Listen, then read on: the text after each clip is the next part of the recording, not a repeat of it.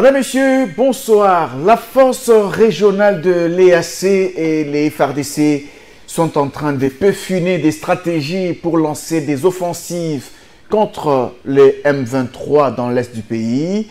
Mais pendant ces temps, on demanderait à la RDC de négocier avec le M23. Faut-il le faire ou non? Faut-il négocier ou dialoguer avec le M23? C'est la question que l'on va se poser dans cette émission. Et pour en parler, nous recevons pour vous Monsieur Maurice Likouo. Monsieur Maurice Likouo, on n'est plus à présenter. Bonsoir Monsieur Maurice. Bonsoir Monsieur Ambroise. Vous êtes un ancien chargé des missions du président honoraire, le maréchal Mobutu. C'est Kokungbendo Wazabanga. Vous avez été à ses côtés. Oui. Comme étant un chargé des missions. Oui, oui. C'est un homme qu'on a vanté, hein, dont on a vanté les mérites depuis très longtemps.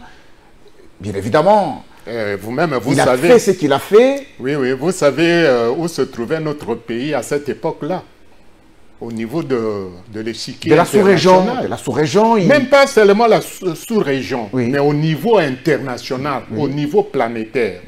Notre pays n'était pas n'importe quel pays. En Afrique. Il a coiffé le Rwanda, le petit Rwanda. Tous les pays, même... C'est lui qui défaisait même le gouvernement belge et le gouvernement français. Ce n'est pas parce qu'ils sont des Blancs. Non. Mobutu avait eu une place de choix dans la diplomatie internationale. La RDC l'a perdu. Complètement. Complètement, on a perdu. Et si vous voyez très bien ici dans notre pays, on commence en haut pour descendre en bas. Au lieu de commencer par le bas et monter, non. Dans tous les domaines, nous commençons en haut. Et on descend. Aujourd'hui, nous sommes nulle part. C'est dommage. Alors, je vous ai invité sur ces plateaux pour vous écouter. Écouter votre expertise, parce que vous avez été à ses côtés comme chargé d'émission. C'est en rapport avec la situation sécuritaire de notre pays, qui est tellement très préoccupante. Très préoccupante. Pourquoi? Parce que cette situation exige beaucoup de sérieux de la part du gouvernement, dans ses décisions, dans ses positions. Mais il y a plusieurs positions de la part des Occidentaux, de la part des Africains, par rapport à cette situation. On demande à la RDC de pouvoir négocier ou dialoguer avec le M23. On demande... il y a un problème de saisie des armes, quelque chose. Mais je vais y aller point par point. Point par point. Alors, première question, Monsieur Maurice. On demande à la RDC de négocier ou de dialoguer avec le M23. Faut-il le faire ou non? En tout cas, merci beaucoup, Monsieur Ambroise, pour la question. Vous savez, comme je vous avais dit l'autre fois, qu'à chaque chose, il faut donner l'historique. Puisque si aujourd'hui, moi, je dis que notre pays, qui est actuellement entre les mains de Félix Tshisekedi, il ne peut jamais accepter de négocier, même de dialoguer avec le M23. L'M23 n'existe pas, c'est avec le Rwanda et l'Ouganda, alors ça serait un acte de haute trahison. Pourquoi je dis ça? Je dis ça en connaissance de cause.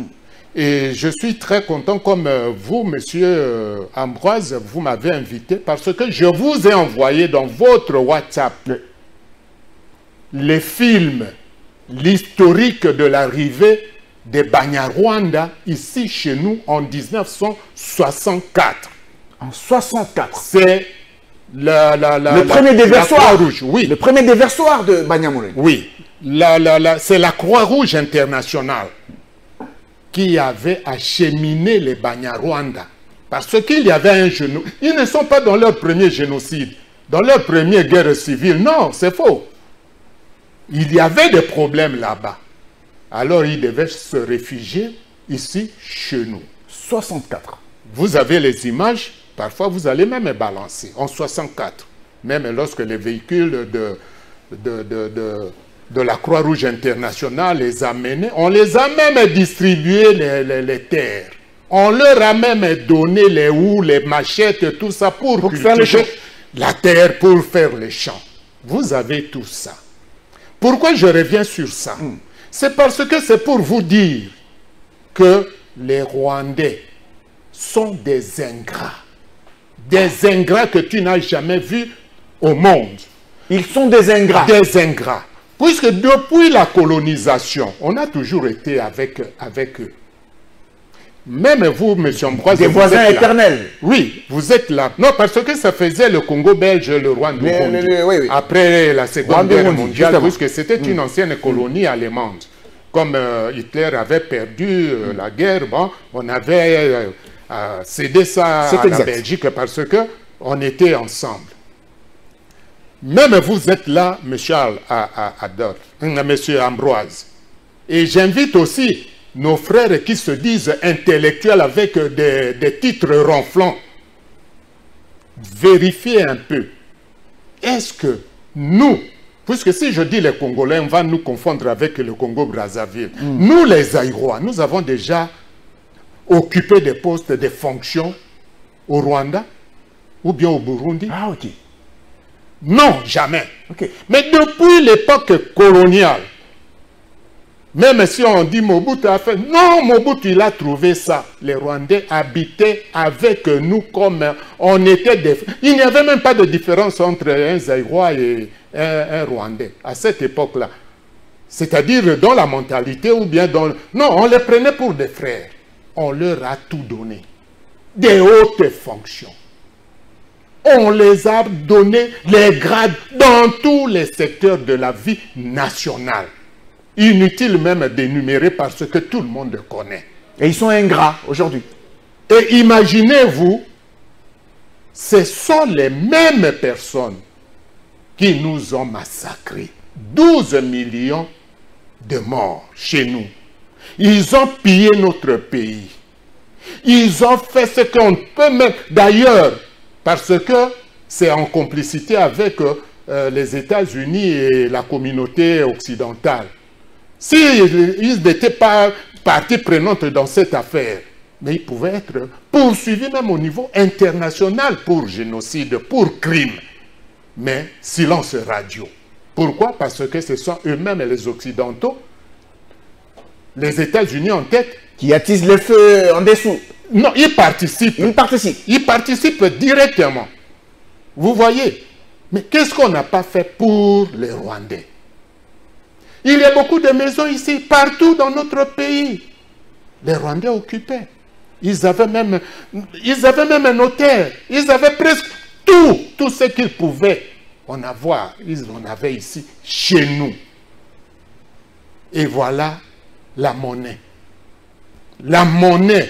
Si c'était d'autres pays, oui, on pouvait dire, bon, mais les Rwandais, avec tout ce qu'ils ont bénéficié chez nous. C'est pourquoi vous dites qu'ils sont ingrats. Ils sont très ingrats et je vous dis que cette rancune, excusez-moi, oui, je suis vraiment franc parce qu'il s'agit de mon pays.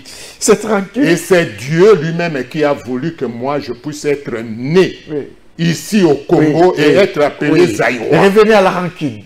Moi je vous dis que cette rancune, même nos petits-enfants, même ceux qui viendront de génération en génération, ils garderont toujours cette rancune et que pour nous, les Rwandais ne peuvent jamais cohabiter ni vivre avec nous. À cause de cette rancune. À cause de... Attention à l'appel à la xénophobie. Non, allez même à la xénophobie. Allez même à la CPI parce que vous n'avez pas condamné ni Poutine, ni vous n'avez pas condamné Zelensky avec tout ce qui se passe là-bas. Mais comme nous sommes des Africains, vous allez voir, oh, il a dit ceci, cela. Je vous dis, je peux sacrifier ma vie pour mon pays parce que je l'ai déjà sacrifié, j'avais déjà juré à l'époque du maréchal. Alors, maintenant c'est pour cette raison que Félix Tshisekedi ne peut jamais oser négocier avec le Rwanda pour la sécurité de notre pays, pour la sécurité de nos peuples. S'il le fait, ça serait un acte de haute trahison. Ok, je comprends votre réponse. Alors, la question qui suit maintenant.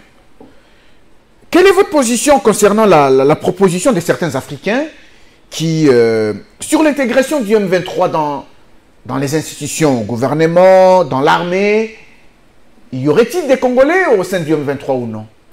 Mais vous savez, comme on dit en français, qu'il n'y a pas de 1 sans 2. Et jusque même, on peut arriver à 4. Tout ça, ce n'est que parce que c'est la faute de Laurent Désiré Kabila, qui nous avait amené ces gens jusqu'à nommer même James Kabarebe, c'est sa faute. chef d'état-major général de notre armée. Vous dites que c'est sa faute. Mais oui, et c'est lui qui les a intégrés dans le héros notre... national, M. Maurice Likoué. Non, il n'est pas héros national. On lui a collé cette étiquette par les flatteurs, tout simplement pour tirer des maigres pitances. Évoluant. Alors, vous voyez, avec cette habitude-là, comme Laurent Désiré Kabila les a intégrés chez nous, jusque même à diriger notre propre armée, dans les services de sécurité, dans tous les domaines stratégiques de la vie nationale. Vous voyez qu'avec tout ce qu'on a connu, il y a eu brassage, il y a eu... Donc, ils nous ont pénétrés jusqu'à la moelle épinière. Alors, c'est comme ça que comme ils ont acquis cette habitude, ce goût-là, alors cette fois-ci, comme ils ont déversé plus de 10 000, maintenant ils viendront déverser plus de 50 000. Jusqu'à même à chercher à déclarer que, oh voilà, bon, maintenant c'est l'autodétermination et nous prenons cette partie pour nous, ceci, cela. Pas question. On sait très bien que les États-Unis et la communauté internationale sont derrière ça. Mais vous vous souvenez de la situation, par exemple, de l'Iran. Je prends l'exemple de l'Iran parce que c'est très important. Parce qu'avec nos amis d'aujourd'hui qui ne lisent pas, qui ne connaissent pas l'histoire et tout ça, mais je leur apprends. Qu'est-ce qui se passe à l'Iran? Mais l'Iran était un pays stable, très stable à l'époque de Shah d'Iran. Okay. Qu'est-ce que le Shah d'Iran n'a pas fait pour les Américains? Combien de milliards de dollars que le Shah d'Iran avait gardé dans les banques américaines, mais qui sont venus défenestrer le Shah d'Iran jusqu'à ce qu'il est allé mourir dans des conditions que vous ne pouvez même pas vous imaginer, même dans la pauvreté. Tout ça à cause des Américains. Et vous voyez que Dieu est juste. Comme eux-mêmes, les Américains, ont placé Ayatollah au pouvoir avec les Français, vous voyez aujourd'hui, il y a des démêlés entre le même Iran avec les Américains. Alors que c'est leur produit qu'ils avaient fait. C'est comme ils avaient fait avec Oussama Ben Laden. Ils avaient fabriqué Oussama Ben Laden comme machine de guerre pour détruire, disons, le Moyen, enfin, disons, le monde arabe. Mais Oussama Ben Laden s'est retourné. Alors, vous voyez, c'est ce qu'ils veulent faire ici chez nous, comme ils ont fait en Corée. La Corée était un seul pays. On a divisé ça, Corée du Nord, Corée du Sud. Avec la même chose comme ils ont fait avec le Soudan, comme ils ont fait avec la Chine. On a Taïwan, on a ceci, on a... Tout ça, ce sont les œuvres des mêmes Occidentaux, les Américains en tête. Et ils veulent rééditer ici chez nous parce que comme nous, sommes des nègres. Non, écoutez, parce que nous sommes des nègres. Et que ceux qui sont au pouvoir sont leurs marionnettes. Et j'avais parlé de ça l'autre fois. C'est comme ça qu'ils réfléchissent. Oui. Nous sommes des nègres et ceux qui sont au pouvoir sont leurs marionnettes. Comment nous avons fait ça pour ceux qui ont la même peau que nous et Bango, Nyangalakato, Yohana, des nègres, des macaques comme on nous appelle. Alors là il faut se prendre en charge. Vous avez dit que pas question, il ne faut pas négocier ni avec le M23, ni avec le Rwanda. Jamais du tout. Pas question de brassage, pas question de mixage. Jamais du tout. Le Rwanda, il n'y a pas de M23. C'est le Rwanda. Il ne s'agit pas d'une rébellion comme c'était les Moulélistes à l'époque. Je ne sais pas si tu étais... Oui, Moulélé, je connais l'histoire. Ce n'était parce que avec les Moulélés, c'était nos propres frères. Avec les Moulélés, les Tunyalo, les Gizenga et tout ça, les Ngbenye. C'était nos propres frères. C'est ça la rébellion. Puisque vous en parlez, mais je me pose souvent la question de savoir... C'est quoi les revendications du M23 si c'est une rébellion congolaise? Mais c'est justement ça. C'est là où moi je voulais arriver. Moi je vous pose vous la question puisque vous les journalistes c'est vous qui fouillez, c'est vous qui récoltez les informations. quelle est la revendication du M23? Ils ont été là pendant Kabila. Ils ne veulent quoi? Parce que ils étaient pendant contre... le pouvoir de Joseph Kabila, oui, ils étaient là. Ils étaient contre... Non, tout d'abord, on commence avec Laurent Désiré Kabila.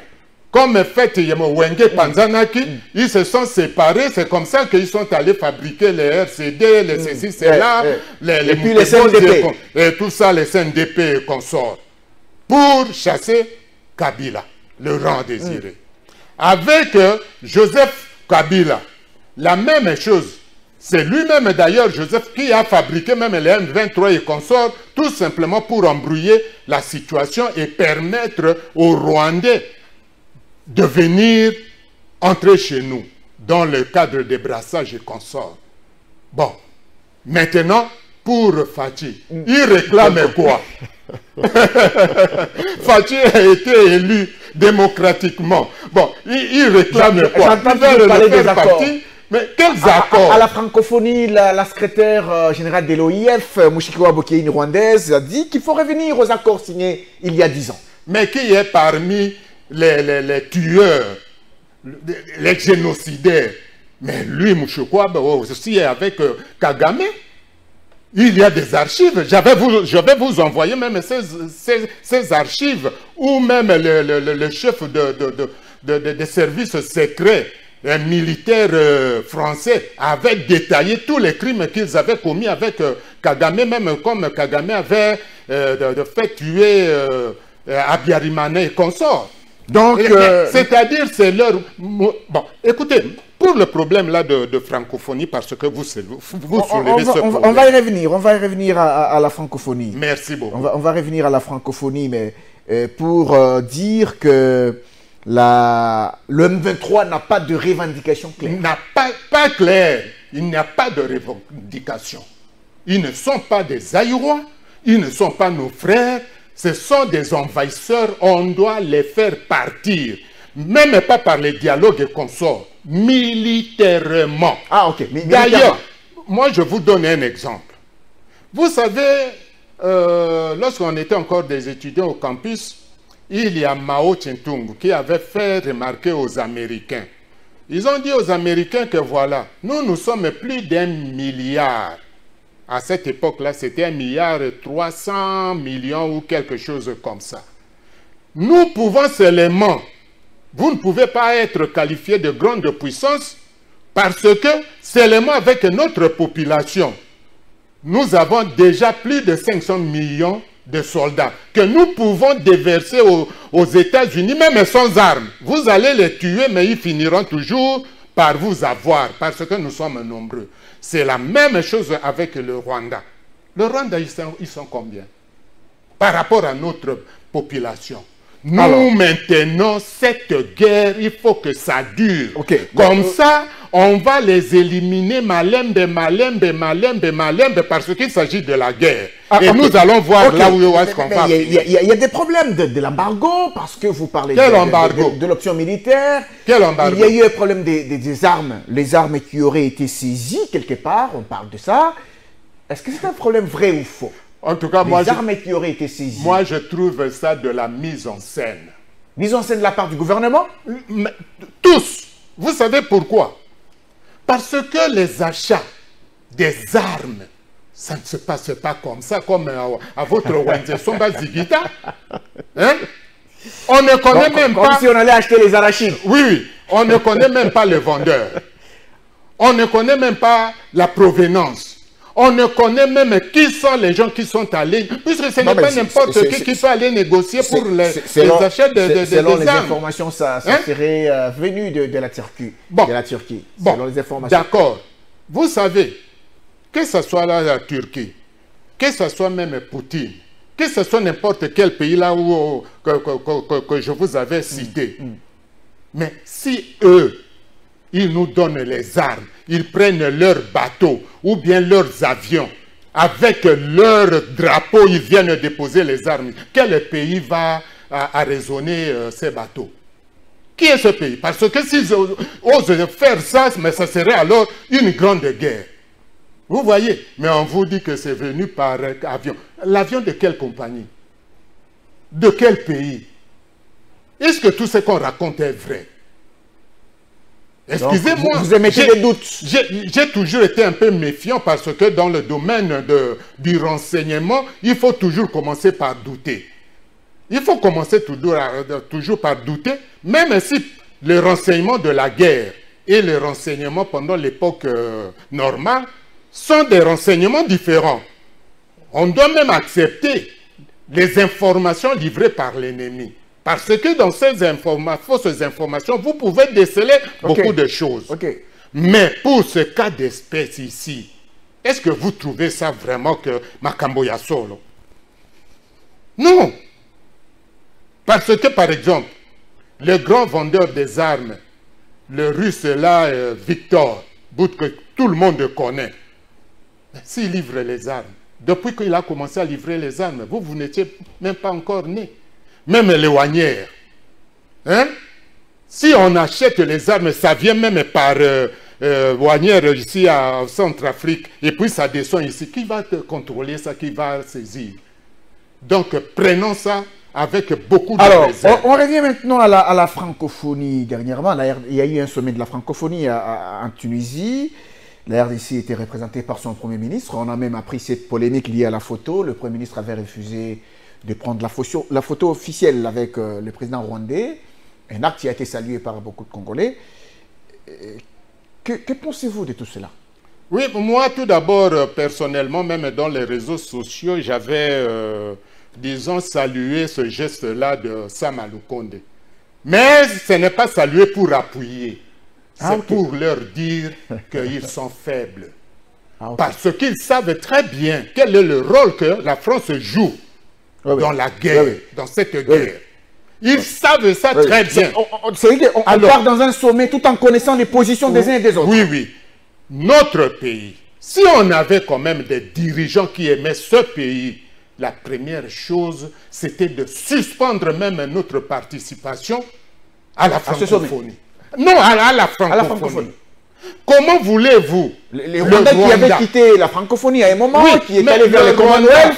Le Rwanda, qui vous donne secrétaire général de la francophonie, votre madame là, Louise Mushikwabo, qui est anglophone, parce que la langue officielle, c'est l'anglais.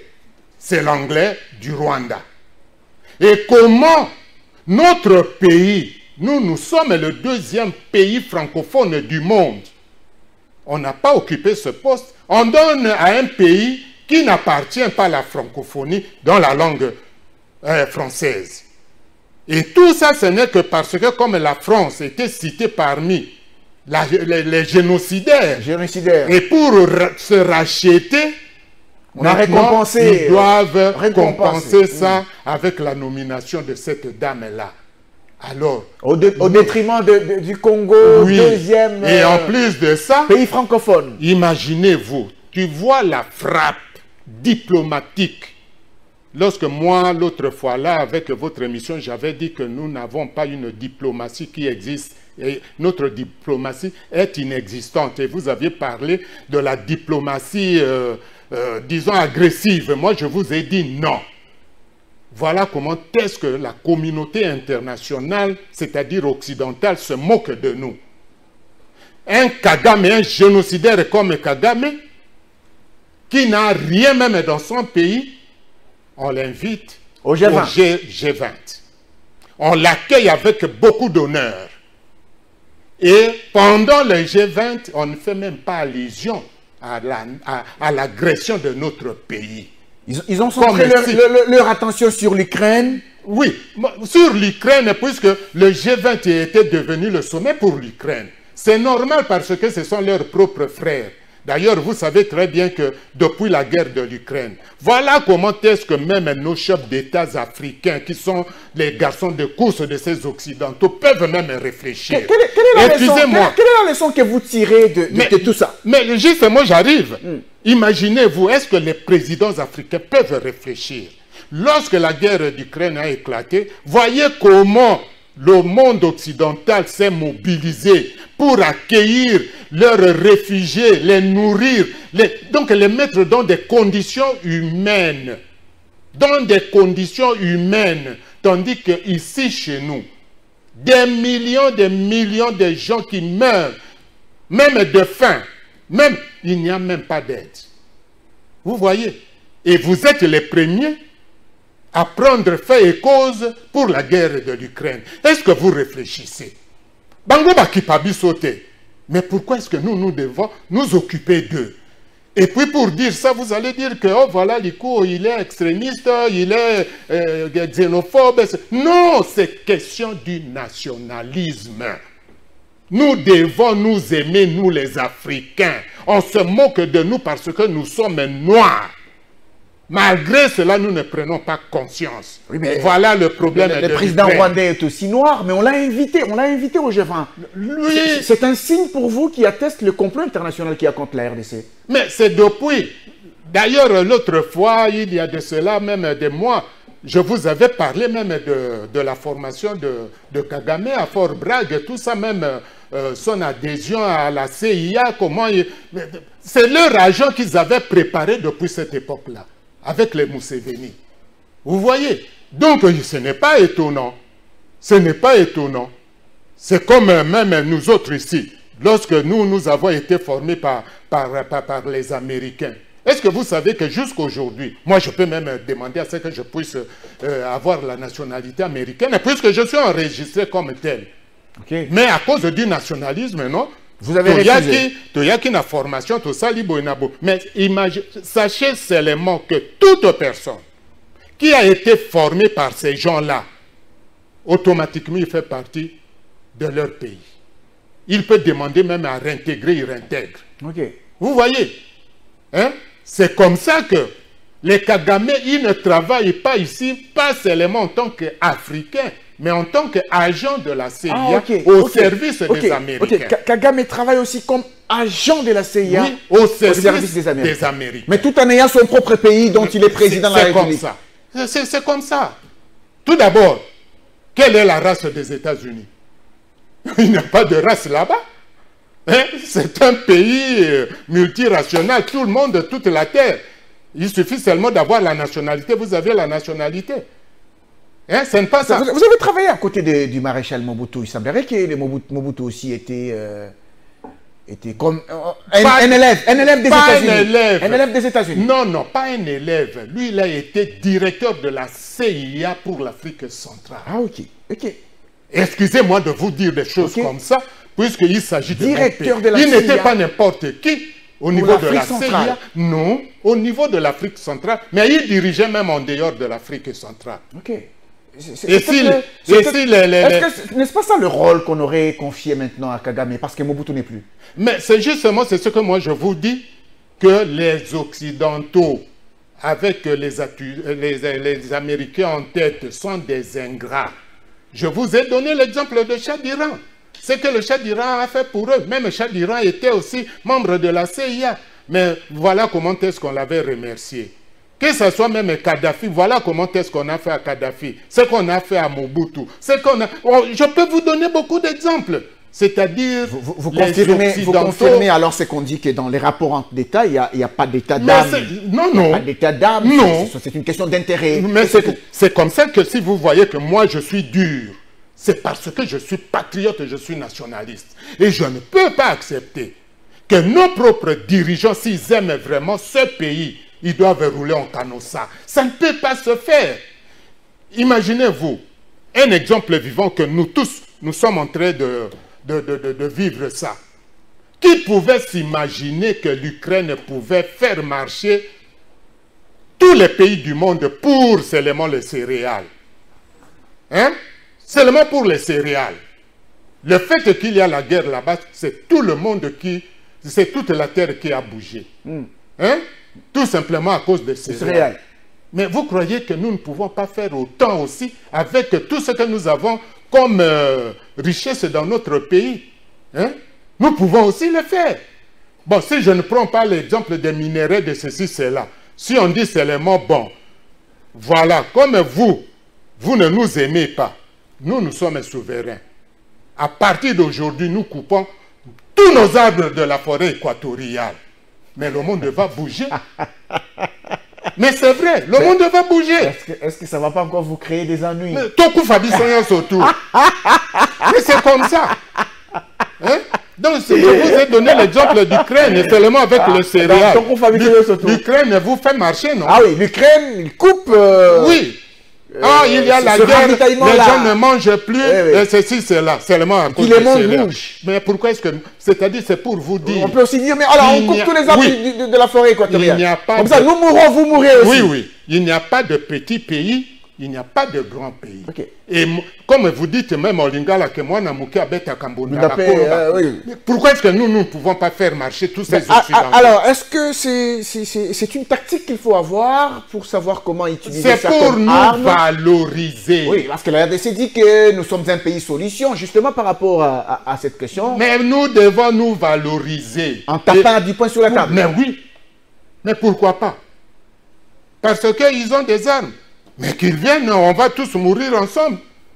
Et même pour le... C'est même pas seulement pour la forêt et de l'eau. Est-ce que vous savez que nous avons les 3% de réserves d'eau potable ici sur la Terre? On retient. Hein? Nous avons beaucoup d'atouts. Nous pouvons les priver. Et si nous ajoutons à cela tous les minéraux stratégiques, mais ils vont tous mourir. Mais pourquoi eux, ils soutiennent ceux qui n'ont rien? Et parce qu'ils nous trouvent que... C'est comme ça que vous aviez posé la question l'autre fois, que Babenga Kabiso Bazoba, et puis moi j'ai dit qu'il ne faut pas vous fâcher. C'est parce que nous avons des atouts. On retient. Pas question de négocier, dialoguer avec le M23, ni avec le Rwanda. Mais qui va élire Félix Tshisekedi? Ce ne sont pas les M23 ni les Rwandais. Ce sont les Congolais. C'est les Congolais. Et vous-même, vous assistez même. Ce n'est pas seulement moi. Pourquoi il y a partout des marches pour soutenir nos FARDC? Alors, dans ce cas, vous soutenez... Pourquoi tout le peuple congolais refuse la négociation? Et lui, Tshisekedi, va négocier? Au nom de qui? De ce même peuple qui ne veut pas de ce... Mais ça sera un acte de haute trahison. L'Union africaine, la France, tout s'appelle aux négociations. Parlez même au moins de parler de l'Union africaine et pas de l'Union africaine et les SADC et consorts, tout ça. Hein? Voilà, je vous ai donné l'exemple d'Ukraine. Tout le monde est debout, tous les Occidentaux. Mais ici, chez nous, que dit l'Union africaine? Que dit les SADC et vos histoires là de CAC? Tout ça, ce sont des histoires de marionnettes. D'ailleurs, l'appartenance même à toutes ces organisations, ça n'a même pas de valeur. Ça pouvait avoir la valeur à l'époque d'Nkwame Nkrumah, les pères fondateurs du panafricanisme, les Modibo Keïta, les Lumumba, voilà, c'est ça, à cette époque-là. Alors, est-ce qu'actuellement nous avons des chefs d'État? On va parler un tout petit peu politique, la politique interne du pays. Avant qu'on en parle, vous avez dit que le Congo doit se valoriser. Doit se valoriser. Se valoriser. Par des décisions spectaculaires. Il y a Mibali. Je voulais savoir se valoriser avec quoi? Mais je vous ai donné l'exemple. Par des décisions. Vous suspendez votre appartenance à la francophonie. La chaise vide ne paye pas, on dit. Les Cambotais. Je dis bien que... Pourquoi je dis les Cambotais? Vous voyez le Cuba. Depuis quand le Cuba, les États-Unis et le monde occidental avaient mis le Cuba en embargo et même en punition, est-ce qu'il n'y a pas de Cubains qui existent? Est-ce que les Cubains ne vivent pas? Hein? Pourquoi nous devons toujours être le cheval des Occidentaux depuis l'esclavage? Ils nous ont vendus avec la traite des nègres. Ils nous ont colonisés, mis en esclaves, comme étant des esclaves. Et jusqu'à aujourd'hui, ils ne nous accordent même pas notre indépendance, ni politique, ni économique. Et nous devons toujours être là, parce que nous voulons l'argent de nos populations. Alors, nous allons cacher chez eux et nous avons peur. Puisqu'il y a tous ces problèmes-là d'insécurité dans l'Est du pays, ça ne va toujours pas. Est-ce que vous croyez à l'organisation des élections en 2023? Vous savez, puisque je reviens encore un petit peu marche arrière, vous savez pourquoi est-ce que Kagame est en train de faire la tête?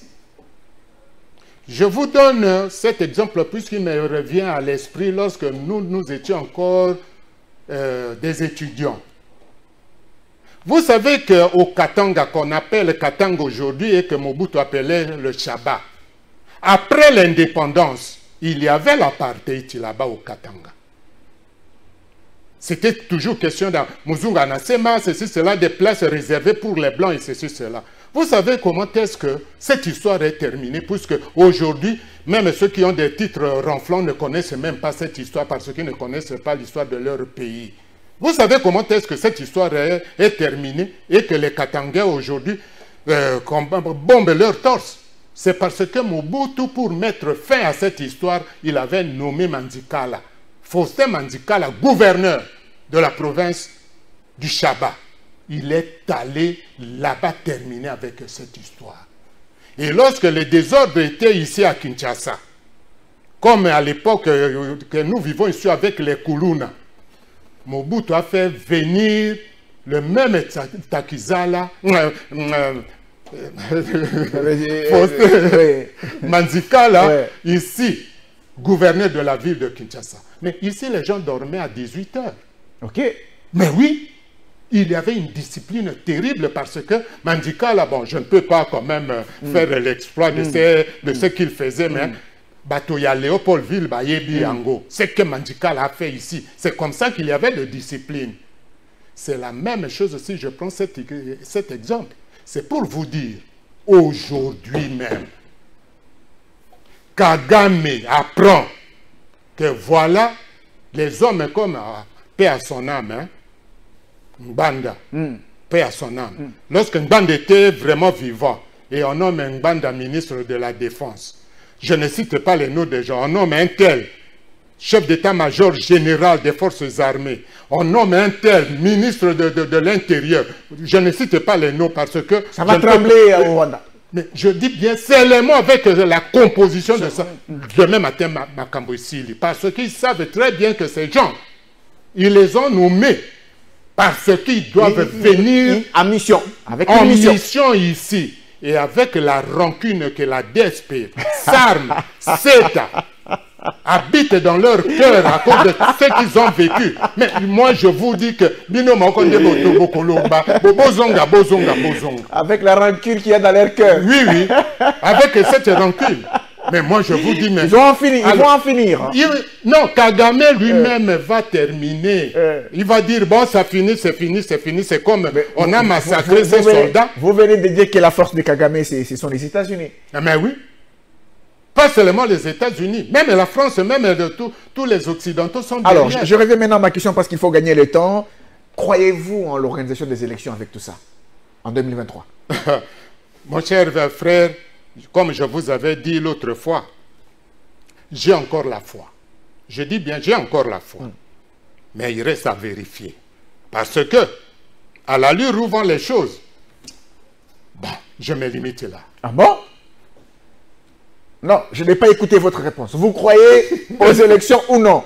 Mais je vous dis, je venais de vous dire, qui vont élire Tshisekedi en 2023? Ce ne sont pas des Rwandais, ce sont des Congolais. Et comme les Congolais eux-mêmes menacent déjà leur président que ce que sali négociation, je comprends entre les lignes. Ah, puis maintenant je parle ouvertement. Je comprends. Alors, vous voulez dire que s'il y a élection, oui, en 2023, et que Tshisekedi arrivait à négocier, avec nos ennemis. Avec nos ennemis. Il creuse sa propre tombe. Bien sûr, électorale. Oui, la tombe électorale, je parle bien de la tombe électorale. Il creuse sa propre tombe. Je sais pourquoi est-ce que Parce que les Congolais ne veulent pas de ce brassage, de ce mixage, de ce dialogue avec le M23. Je vous connais, Ambroise, avec le peu de temps qu'on a fait. Si vous posez cette question, c'est parce que vous savez que nous soutenons. Et moi et Gabriel, que nous vous les soutenez. Félix Tshisekedi. Alors, c'est un langage qui ne peut pas venir de quelqu'un qui soutient. Mais nous vous avions toujours dit, pour l'intérêt suprême de notre pays et la sécurité de notre peuple, nous ne pouvons pas soutenir pour soutenir. Okay. Et un vrai partenaire politique, c'est celui qui vous met sur le bon chemin. Il vous dit non, Boyeteb, non. Nous ne sommes pas des flatteurs. Comme vous-même, vous recevez certaines personnes sur vos plateaux de télévision pour venir danser le Djalelo. Non, ce n'est pas ça. Vous avez cité Gabriel Mokia tout à l'heure, vous avez dit que vous soutenez toujours le président. Oui. Vous ne pouvez pas sortir. Mais pas tout en étant le Djalelo. Oui, pas dans les cas du Djalelo. Non, non, non, non, non. Gabriel Mokia a pleuré C'est plusieurs fois. pour notre pays. Gabriel Mokia a pleuré plusieurs fois sur ces plateaux par rapport à vos créances. Oui, oui. Parce que vous aussi, vous avez une créance au niveau du ministère des Finances. Il a la sûr. Sienne, il a les problèmes de ses maisons, toujours pas résolus. C'est regrettable. Serait-il fatigué ou il Non. serait en train de D'ailleurs, voir la possibilité de changer de Kazakh non, pour ne non, plus soutenir non, Fatih? pas changer. Mais alors, où est-ce qu'on en est? Vous savez que ça fait... bon, l'autre fois, je vous ai dit, il est malade. Bon, il vient maintenant de se rétablir. Il est encore en état de convalescence. Mais comment pouvez-vous ne pas croire à ce que nous sommes en train de subir, le stress? Tout ça, ça provoque le stress psycho-affectif dans le chef de nos corps. Nous sommes traumatisés. Comment voulez-vous qu'une créance qui est certifiée, créance certifiée, créance certifiée, au niveau de la dette publique, même au niveau de l'inspection générale des finances, tout est OK. Puisque si vous obtenez le DTO, c'est-à-dire que vous avez déjà l'argent. Et on ne paye pas. On ne paye pas. L'année passée, c'était passé pour le réengagement. C'est quoi la vraie raison? Aujourd'hui, nous sommes déjà au mois de novembre. On va encore dire que voilà, nous sommes arrivés à la fin de l'exercice budgétaire. Bon, ils ont un réengagement. Et pour la troisième fois, une créance vraiment qu'on paye petite. Non, c'est comme ça que... je répète ce que moi je vous avais dit l'autre fois. Avant le 31 décembre, j'ai encore confiance à son Excellence M. Nicolas Kazadi Kadima, jusqu'à la preuve du contraire. Puisque je crois bien que, ici chez nous, parfois il faut régler certaines choses dans d'autres dimensions. Est-ce qu'il nous pousse à vendre nos créances aux vautours? Vous êtes au fond vautour. Mais oui, on peut le faire. Êtes-vous tenté de vendre la créance au fond vautour? Mais oui, puisque nous ne pouvons pas continuer à souffrir. Le fonds vautour, on peut vendre ça. Comme ça, le fonds vautour réclame l'argent. Si vous ne payez pas, on bloque vos comptes à l'étranger. C'est la conséquence, justement, je voulais dire. La conséquence avec les fonds vautours, c'est que on peut bloquer les comptes. Mais c'est ça. Mais c'est ça. Ils nous poussent. Ah, ils vous poussent? Ils nous poussent. À travers leur comportement. Oui, leur refus à vous payer vos créances. Mais oui. Pourquoi nous faire souffrir? Tosali bango nini. Vous voulez vers les fonds vautours. Et surtout que ceux qui étaient nos adversaires politiques, Kabila et ces gens, ce sont eux qui ont commencé à nous payer. Mais pas un pouvoir, vraiment, je ne comprends pas le pouvoir de l'UDPS. Nous sommes des alliés pour si je comprends bien, ça signifie que vous irez. Vous n'avez pas encore pris cette décision. Non, mais c'est une voie option. aussi. C'est une hypothèse. Hein? Oui, oui. Alors, dans l'hypothèse où vous allez vers les fonds vautours, vous vendez vos créances, les fonds vautours vous donnent de l'argent. Cash. Et ils ils bloquent les comptes de la République. Mais oui. Pour se faire payer. Ah oui. Et c'est comme ça. Et ce n'est pas la première fois où on a bloqué ceci, cela de notre pays à tel pays. On a bloqué l'avion, on a bloqué ceci, cela. Mais c'est ça le fonds vautour. Vous allez faire ça à votre pays. Mon cher frère, Yeba Malamouke, vous-même qui parlez très bien français, ventre affamé, on peut supporter un jour, 2 jours, 3 jours, mais pas éternellement. Puisqu'on est commis Makambo en co. Oui, on fait ça en co. Oh, de bilo bolobakabaya, que bolobie, tikana beauté et canal. Non, vous ne voulez plus, vous ne voulez écouter personne. Non, nous avons quand même beaucoup négocié comme le M23, mais il n'y a pas de solution. Votre famille a point d'oreille. Non. Nous avons quand même beaucoup supporté. Bon, on espère que Nicolas Kazadi a écouté. Il va quand même voir qu'aussi, la menace qui va peser sur les pays s'il ose à vous pousser à l'extrême pour aller vers les fonds vautours. Mais il y a des gens qui vont dire oui, Bazan a raison. Mais ça a raison. Alors, parce que lorsqu'ils pleuraient, nous tous on suivait. Ah oui, oui. Alors s'ils sont arrivés à ce stade-là, ils ont raison. Bon, personne ne nous condamnera. Je pense que Nicolas Kazadi va se racheter certainement. Il va se racheter avant le 31 décembre, comme vous l'avez dit. Avant le 31 décembre, vous aurez votre argent pour ne pas aller vers les fonds vautours. Alors, on va terminer cette question avec la crise qu'il y a à l'UDPS. Vous êtes quand même des lions sacrés, vous soutenez le président de la République, mais votre allié, l'UDPS, c'est en feu avec un ex-président de la Convention démocratique du parti qui a évincé les secrétaires généraux. On a dit non, il n'a pas raison, il s'est fait arrêter, il nuit en prison, et puis il est relâché. Moi, j'ai pitié plutôt de Papa Etienne Tshisekedi. Avec les Liaou, il se retourne sur sa tombe. Avec les Mbwakem, disons ce groupe-là des fondateurs de l'UDPS. J'ai pitié. Et comme je ne suis pas de l'UDPS, je ne veux pas faire des commentaires. Qu'ils cherchent par tous les moyens à arranger cette situation-là. Parce que il y a à manger et à boire dans cette histoire. Et avec ce que nous entendons, même moi, Nungu, ceci, cela, il paraît que même pour le problème ici du M23, il y a aussi des implications entre Bango et Bango, ça ne va pas. Alors je me limite là. Donc, Makambo UDPS, appelez Kabouya, appelez les autres, qu'ils viennent quand même vous éclaircir sur cette situation. Mais moi, en tout cas, je me limite là. Ça vous fait quand même mal de voir que votre... Très mal, surtout très mal pour moi qui vivais avec Papa Etienne Tshisekedi. En tout cas, ça me fait très mal. Il se retourne sur sa tombe. C'est comme ça que je vous ai cité tous ces fondateurs. Je dis, mais les lois, ils mate. Que l'oko batikeli bana na bango et comme tambuluru, comme disent les militaires. Pourtant, ils sont au pouvoir. Ils ont le pouvoir. Pourtant, ils sont au pouvoir. C'est ce qui est vraiment un peu bizarre. Ils sont au pouvoir. En étant en même temps à l'opposition. Oui. Ils s'opposent à leur propre pouvoir. Oui, parce que... Ici, on verra de toutes les couleurs. Parce que l'ancien président de la CDP a dit que le pays est mal géré.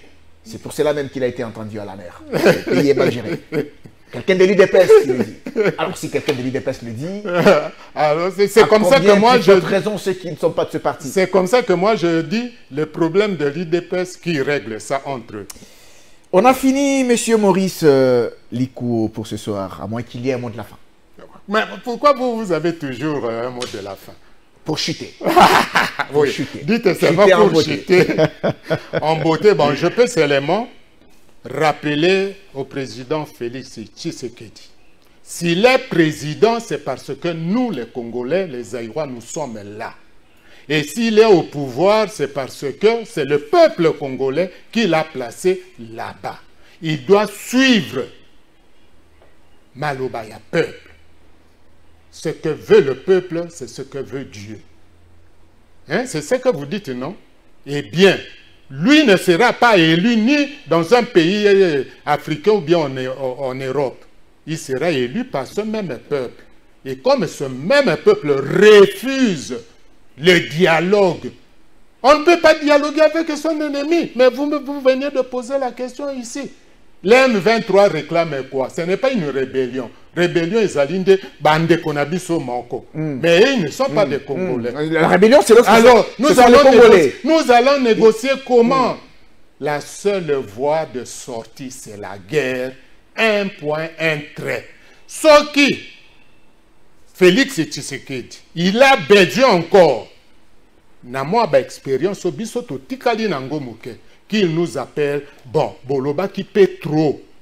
Boloba qui paie trop. Maintenant pour terminer avec cette histoire entre nous secrètement, tokope c'est bapiste. Merci, merci monsieur Maurice Likou. Je rappelle que vous êtes un ancien chargé de mission du maréchal Mobutu. Oui, oui. J'ai été décoré.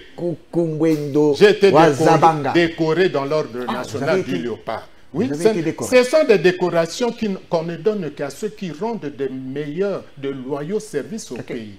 Donc, je ne suis pas seulement, j'ai ce titre honorifique-là. C'est-à-dire, je ne suis pas n'importe qui. Et les gens qui connaissent comment on a évolué, c'est-à-dire, j'ai rendu d'énormes services à notre pays. C'est comme ça que je suis dignitaire de l'ordre national du léopard. Ah, ok. On va en parler prochainement. On va en parler prochainement. Non, pas parler seulement, mais je vous amène les preuves. Avec les preuves. Oui, oui. Vous êtes également au cadre du Yomdeco, de Gabriel Moukia. Oui, oui. Conseiller stratégique. Provocateur. Alors, merci, monsieur Maurice. C'est moi qui vous remercie. C'est un plaisir. Merci beaucoup. Merci, mesdames et messieurs. Et dans notre pays. Merci. Mesdames et messieurs, c'est par là que nous avons fini cette émission. Je pense que vous avez aimé. Merci à vous. Et on vous retrouve prochainement pour d'autres numéros des Tables Rondes. Au revoir. Table ronde, table ronde.